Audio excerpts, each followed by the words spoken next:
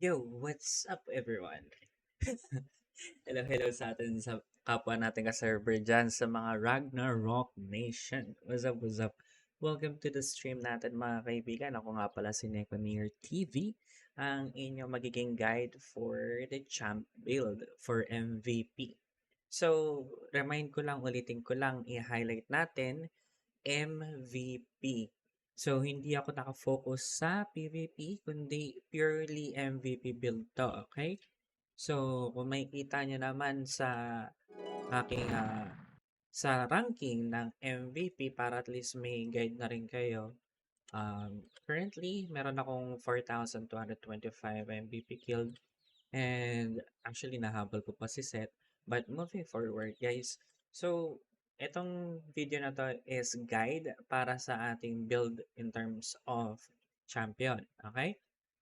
So, sa assets natin or sa equipments natin, guys, pakita ko lang sa inyo.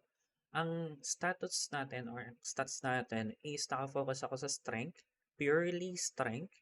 Tapos, naglagay ako dito ng AG around 150. Tapos, meron din akong int na 125 and also dex for 150 para maging knockcast. Tapos, ang equipment natin dito mga kaibigan is, of course, ring. Tapos, lagyan natin ng mantis card. Magkabilaan yan. Then, for the shoes, meron tayo ditong tidal shoes. Tapos, nilagyan ko ng sohi card. Then, sa strange wolf scarf para sa garment natin. Alyat card. Actually, katulad rin to ng build na binigay ni Golteb, ni Sir Golteb.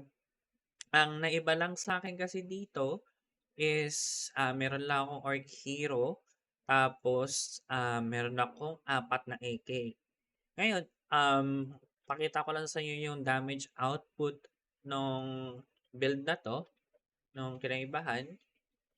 So, kung dito ka magte-test, Incantation Samurai, ayan. So, ayun ang asura ko sa kanila, diba? Kita nyo naman guys, ulitin ko ha. Ayan.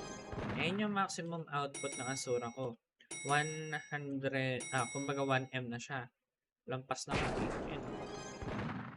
1018. Tapos, Dark Lord, ganun din. Incantation.